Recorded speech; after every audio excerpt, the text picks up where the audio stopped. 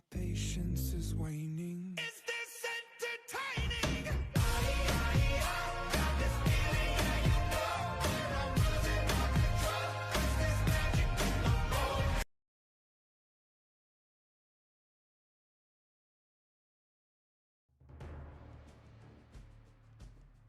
Introducing Europe at the turn of the 14th century, as the continent entered the late medieval age. The kingdoms of England and France stood poised on the verge of war, a time of chivalry, rival kings, and Christianity.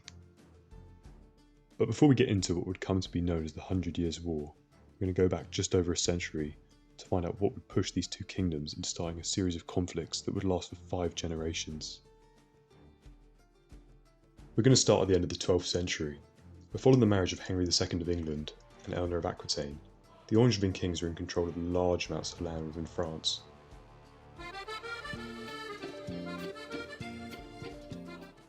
But following the disastrous reign of King John, the majority of the kingdom's French possessions were lost, as the French king established more centralised power over his kingdom, even forcing John's successor to pay him taxes on his lands in Gascony.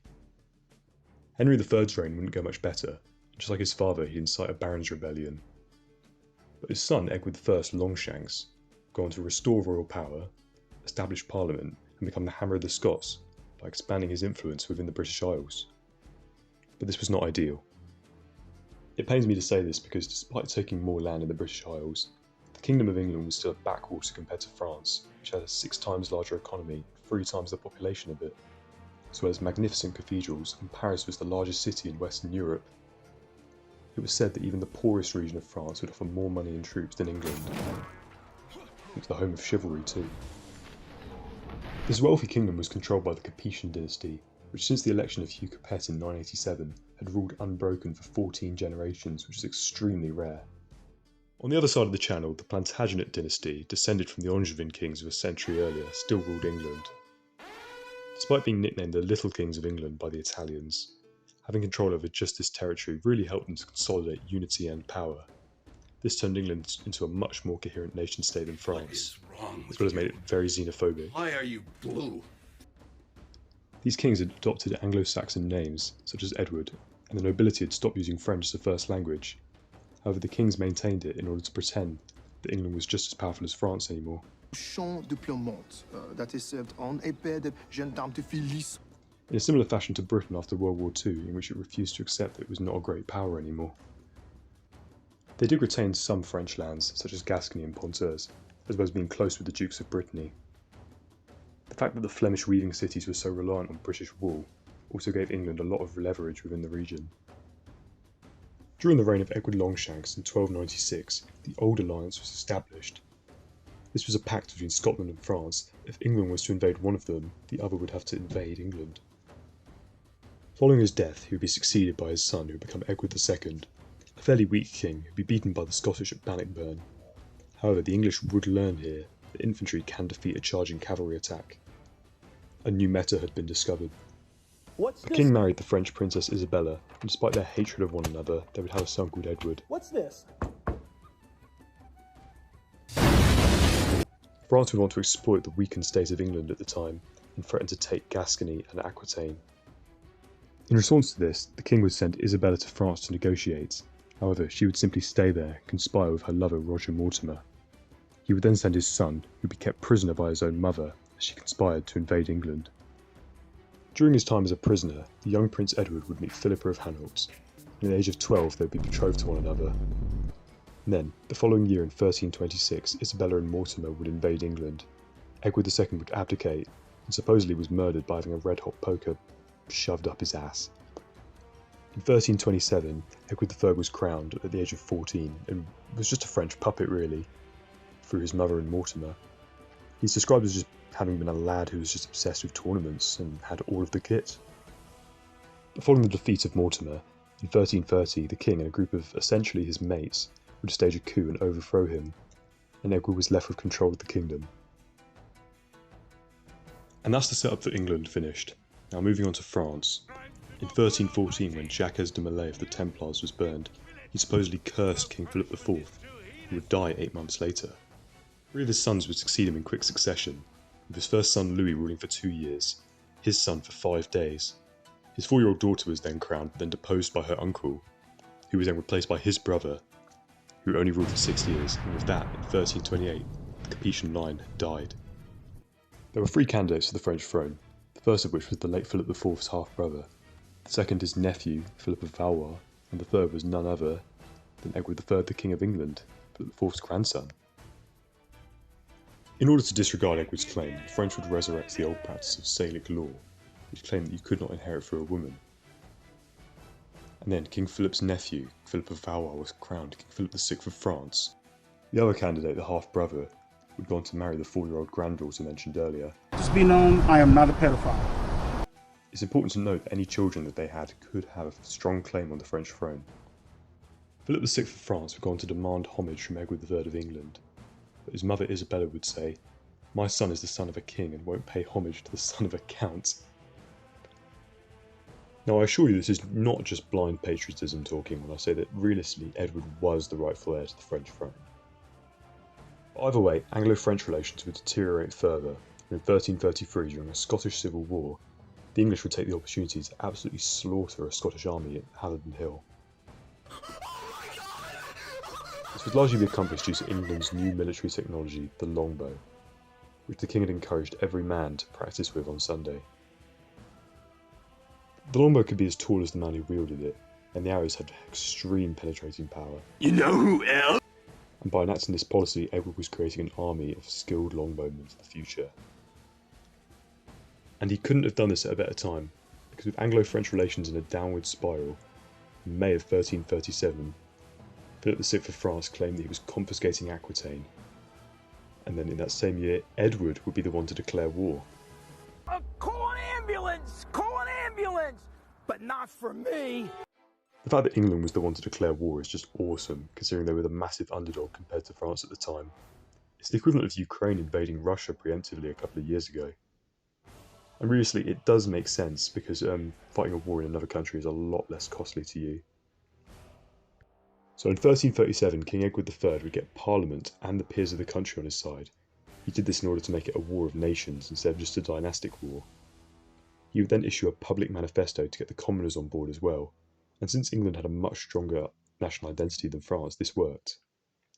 And then he prepared for an invasion of France. Now this introduction took a lot longer than I expected. We finally got to the first stage, which I'm going to call the Edwardian stage of the 100 Years' War.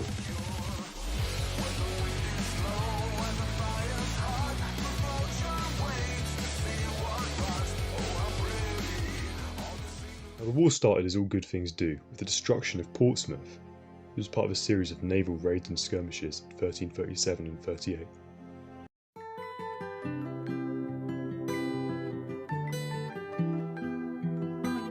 King Edward III would ban all wool exports to Flanders, which caused a rebellion in the Flemish weaving cities. These cities would then decide it was in their best interest to ally with England.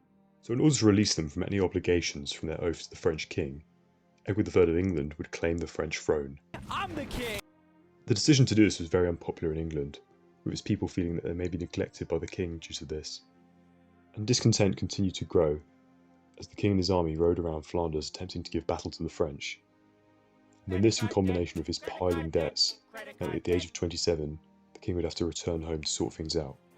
But in June of 1340, the French fleet would attack Flanders, and King Edward would assemble a fleet. This would lead to the Battle of Sluis.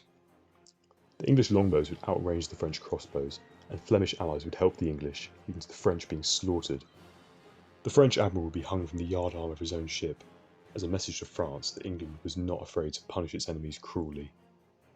This would lead to England controlling the Channel. It's even said that everyone in the French court was far too scared to tell King Philip about the battle, so the jester had to step up and do it. And in the time after this, King Edward and his army would continue trying to give battle in Flanders, until he would completely run out of money and declare bankruptcy. This would facilitate the first ever banking crash, with multiple Italian banks closing. A brief truce would be signed, but when this ended in 1345, an English army including lots of English men-at-arms and longbowmen, as well as Edward of Woodstock, known to many as the Black Prince, would land near to Utah Beach in France. This landing was unopposed, and on the beach the Black Prince would be knighted. It should have been me, not him! The king would claim that he was launching the invasion out of the compassion for the wretched fate of the people of France. But the army would then begin looting and pillaging everything they could in what was known as a chevauchée, which is effectively just a bunch of lads on tour. So let me introduce you to the lads.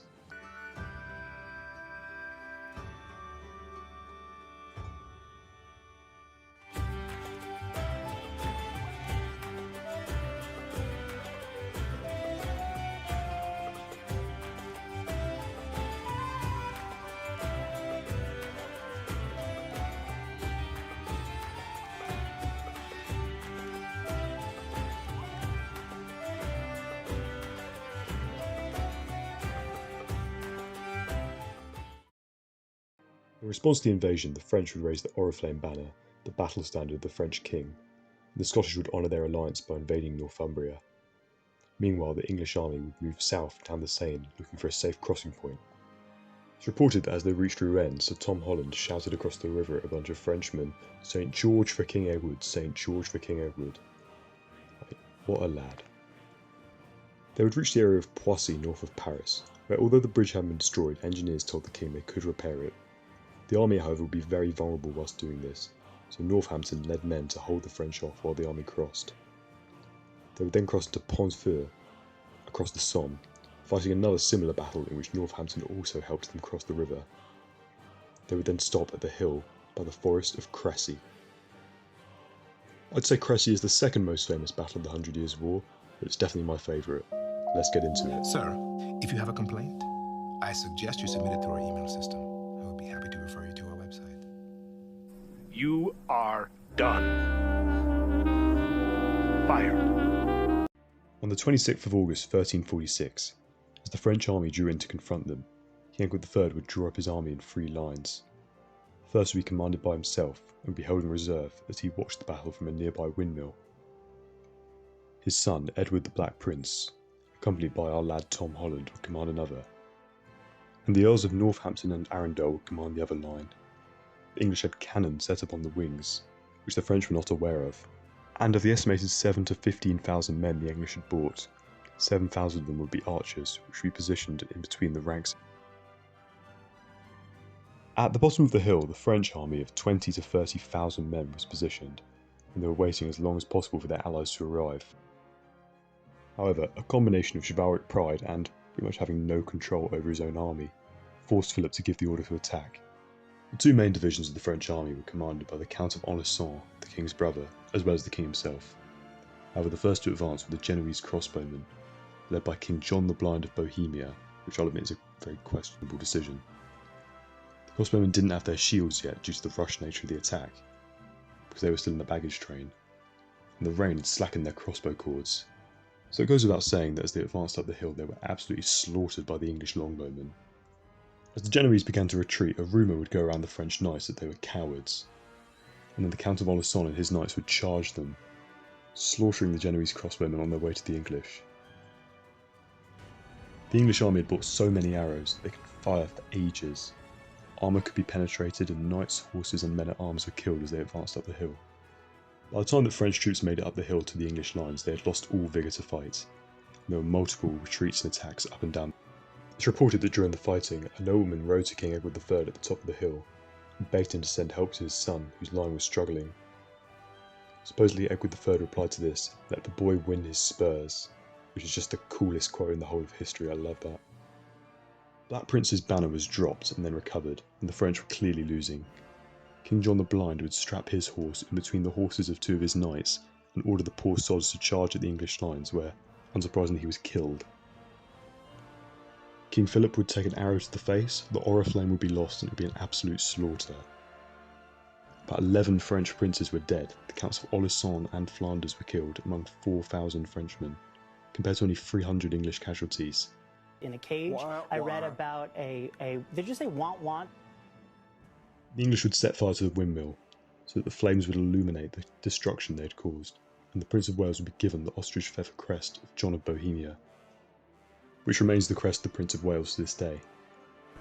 The Battle of Crécy is described as the advent of modern warfare, being the first major battle between 2 well-equipped superpowers, where victory was won by projectile weapons. After the battle, there'd be an extremely long siege at Calais, which, following a failed relief attempt from the French king, would fall in 1347. Queen Philippa, who I realise I have not mentioned yet, would convince Edward to show mercy, and he would expel the population of Calais. It would then become an English city for 200 years with an extremely high density of troops. The Battle of Crécy was won and Calais was taken. Everything seemed to be going England's way. It was like some kind of Marvel post-credits scene. A ship would then pull into Sicily, which would bring something unexpected from the east. The Black Death.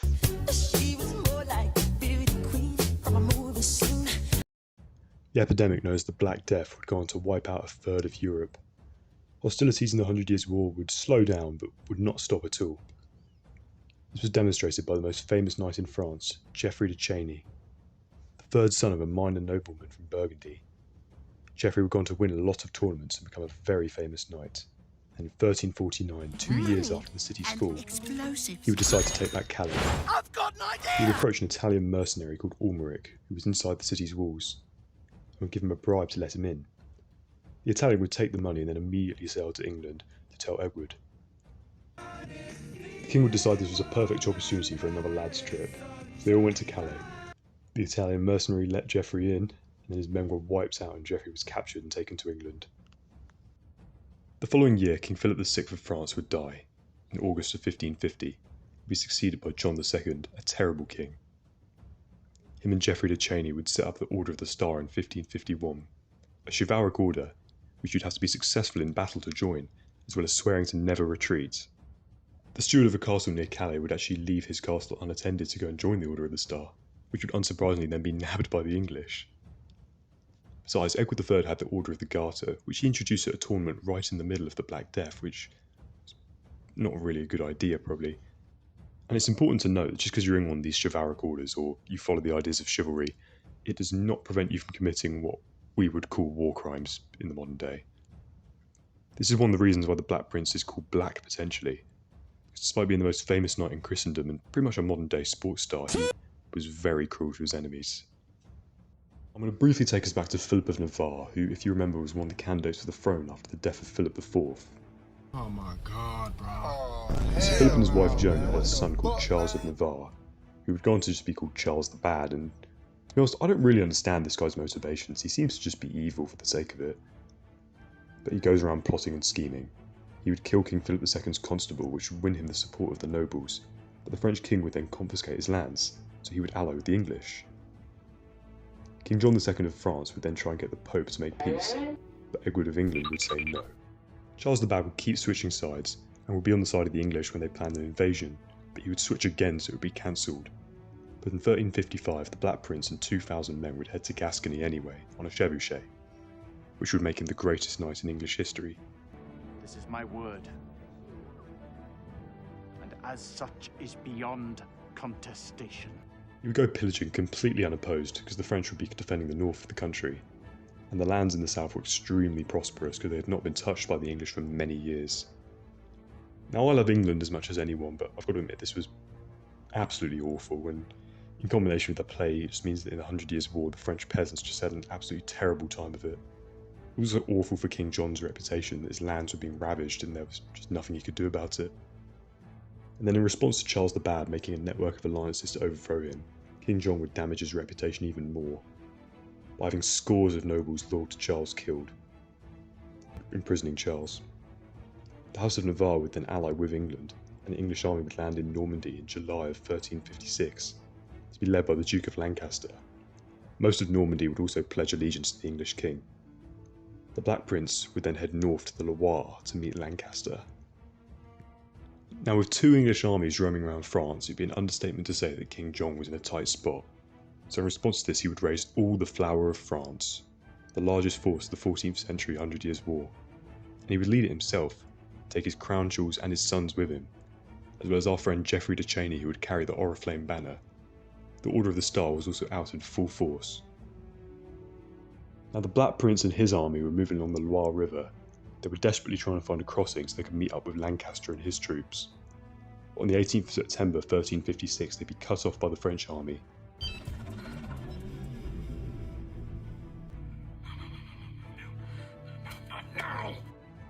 The English would set up on a hill. Hey, I've seen this one. And they would have no food or water. The Black Prince was willing to negotiate, but King John was not. This would lead to the Battle of Poitiers. And so the battle would begin.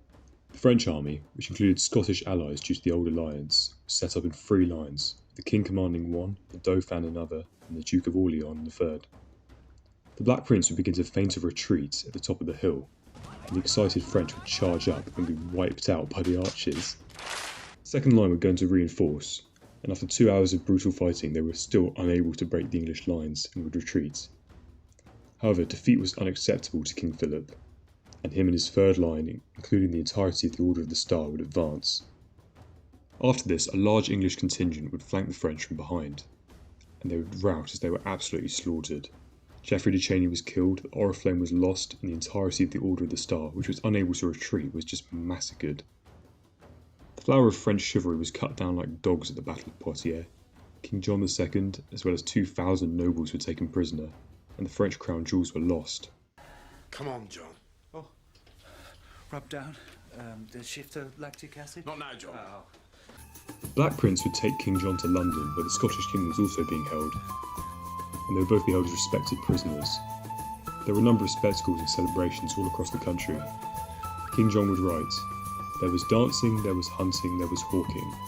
There were great jousts and banquets, and it was all as at the court of King Arthur."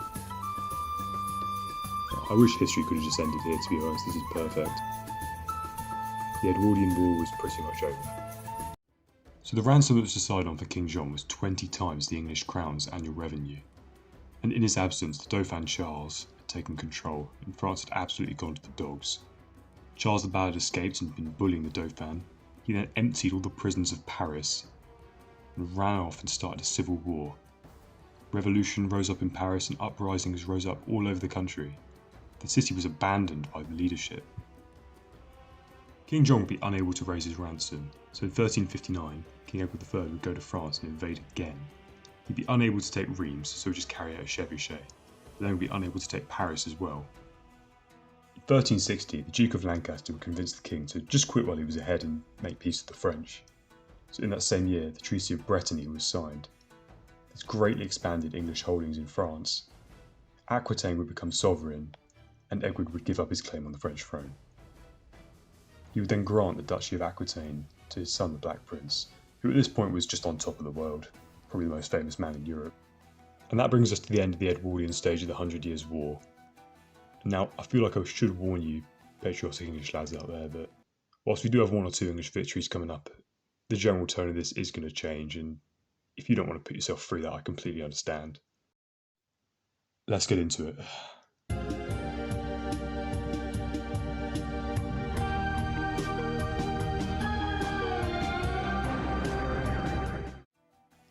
From his court in Bordeaux, the Black Prince would live an extremely extravagant lifestyle. In 1366 would go to Spain as part of a military intervention and would beat a French army there. However, he would contract malaria as well as lose a ton of money, and this in combination with his court spendings meant that he would be taxing his lands very heavily. Things wouldn't go well for John II, who upon being unable to pay his ransom would return back to London out of honour and die there. His son would be crowned Charles V in 1364. He would win back the loyalty of the lords, and then appoint a man called Bertrand de Gousselin, which I'm sure I haven't pronounced right, Constable of France. He would stabilise the country, and in 1368 Charles would get an appeal from the subjects of the Black Prince that they were being unfairly taxed, and he would summon the Black Prince to Paris for negotiations, and when refused he would send troops to Aquitaine. This would lead to King Edward III completely ripping up the treaty, claiming the French throne and declaring war.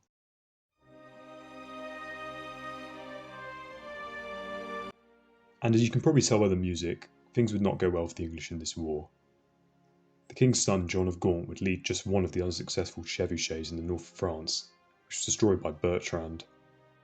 The knight John Chandos would die when he slips and fell on his own sword. The English would lose the naval battle of La Rochelle against the French Castilian allies. English naval superiority would be lost after this, and there'd be lots of French and Castilian raids in the south of the country.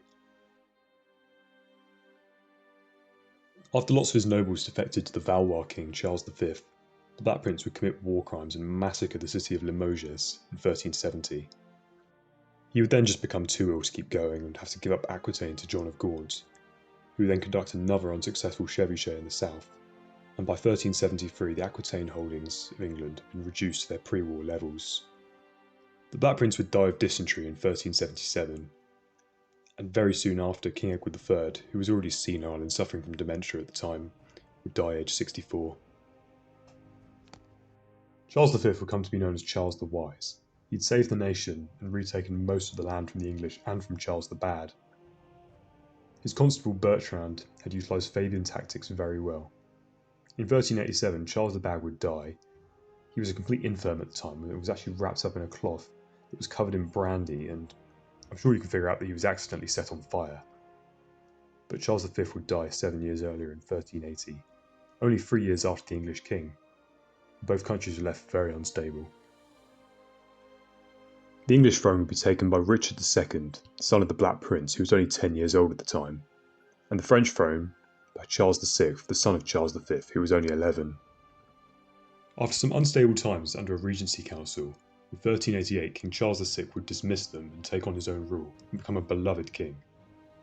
Across the Channel, however, King Richard II would show some tyranny and would banish Henry Lancaster, a political rival. Henry Lancaster would then gather the support of all the nobles and would usurp the throne in 1399. During the reign of Henry IV, he was far too bogged down by internal affairs to focus on France. There was rebellions in Wales, which would end up becoming independence. And the young Henry of Monmouth would win the Battle of Shrewsbury against Hotspur. Charles VI would go mad and would allegedly believe that he was made of glass, and in 1407 France would descend into a series of civil wars between the Armagnac and Burgundian factions of the royal family, which were essentially just cadet branches that were vying for influence. In 1413, following the death of Henry IV, his son Henry of Monmouth would be crowned my absolute favourite king, Henry V. A serious, capable and zealous man, he would immediately resume hostilities with France. That's why he's the GOAT! The GOAT! This would begin the Lancastrian stage of the 100 Years' War.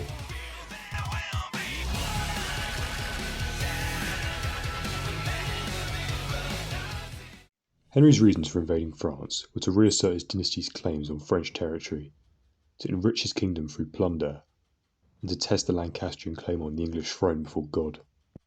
So in 1415, King Henry and 12,000 men would set sail from Southampton, bound for the mouth of the Seine River. They would not undertake a Chevy show when they landed on the 13th of August, and instead would begin a siege of Harfleur, which would last for 6 weeks until September, during which disease killed a third of the English army, and the Dauphin would gather a French defensive army around Rouen. Henry would decide to head for Calais, and would be intercepted near the village of Agincourt. The English army was made up of 8,500 men by this point, 7,000 of which were archers, and were positioned on the flanks of one single man-at-arms alongside the French fielded 20,000 troops, 1,500 of which heavy cavalry made of elite mounted knights, as well as lots of dismounted knights who were set they were going to be the ones to win the battle, instead of the crossbowmen who were merely commoners and did not deserve the glory.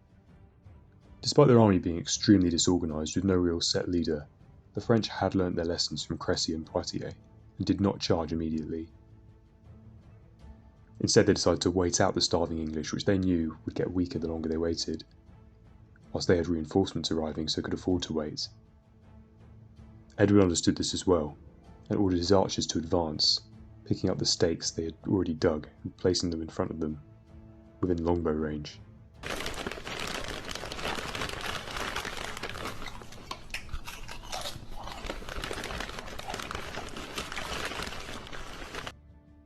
As soon as the archers began to fire, the French cavalry would charge through the recently ploughed field between the two armies, and they would be massacred by the longbowmen and the spikes positioned in front of them. Henry's baggage train would then be attacked by a French cavalry contingent. Then the French men-at-arms regiments would begin to slowly advance under heavy arrow fire, and would begin to push the smaller English army back. The Duke of York would be killed, and King Henry, who was wearing a crown during the battle, which might not be a good idea, had a section of this cut off as he was nearly killed himself.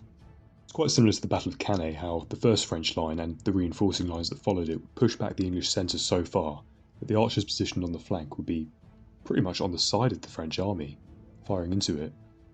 And when these archers ran out of arrows, they smashed into the French army from behind and engaged in melee fighting. This pretty much encircled the French army, which pretty much collapsed after a few hours of fighting. Many prisoners were taken and many were killed.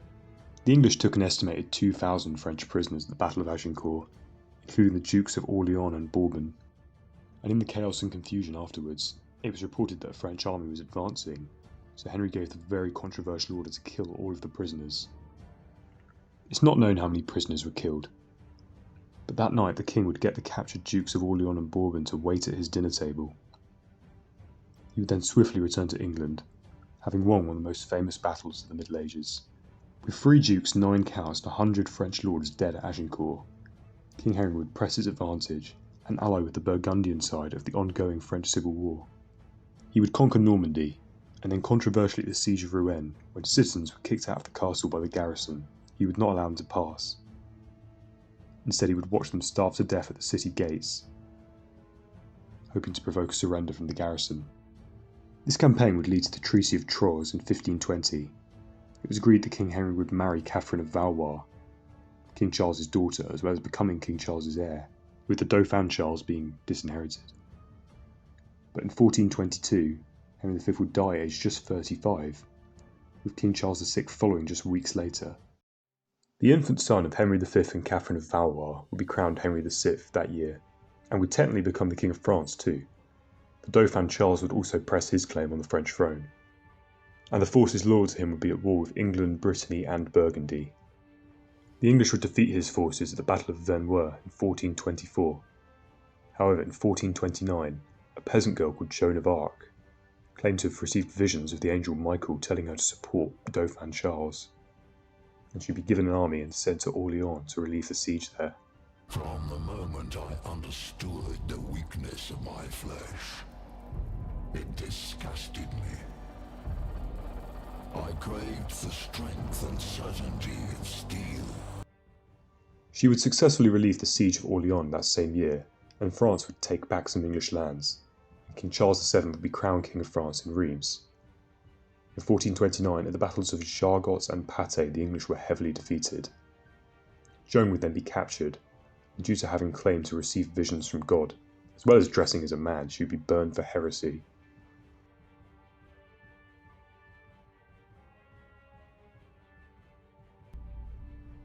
You can't keep getting away with it! At the Treaty of Arras in 1435, the English Burgundian allies would instead acknowledge the sovereignty of the French king. This would cause great unrest in the rest of the English lands, many of which would fall in the coming years to France. There was a brief truce in the 1440s after Henry VI would marry Margaret of Anjou, accepting poor terms for peace. But in 1449 this truce would be broken, the English would lose Rouen and be pushed out of France after a series of battles, with the French taking back their cities with alarming speed. In 1451 Bordeaux would fall to France, and English possessions in Aquitaine would be lost. Then 2 years later Henry VI would take the fight to Aquitaine, after the subjects there would call him for help, after the French were heavily taxing their lands, very similarly to the Black Prince did a century earlier. John Talbot, the Earl of Shrewsbury, would lead this attack and would take Gascony. However, a severe English defeat at the Battle of Castillon, largely owing to the French mastery of cannon, is widely accepted as the end of the 100 Years' War. So in 1453, when the English were expelled from Gascony for the final time, the Valois kings had decisively won the 100 Years' War. This would plunge England into the Wars of the Roses. And you could argue that the French support of Henry Tudor 30 years later could be a sort of epilogue to the 100 Years' War. The defeated English monarchs had to focus on internal affairs, and whilst they would continue to claim the French throne until the 1800s, they would never again pursue this claim. The war had resulted in the loss of all English territory within France, except for the city of Calais. It had strengthened the idea of nationhood of the two nations, as they rallied behind heroes such as Henry V and Joan of Arc. It resulted in the deaths of large amounts of the feudal nobility within both countries. But most importantly, it taught the Kingdom of England to never again occupy land overseas which did not rightfully belong to it. Thanks for watching.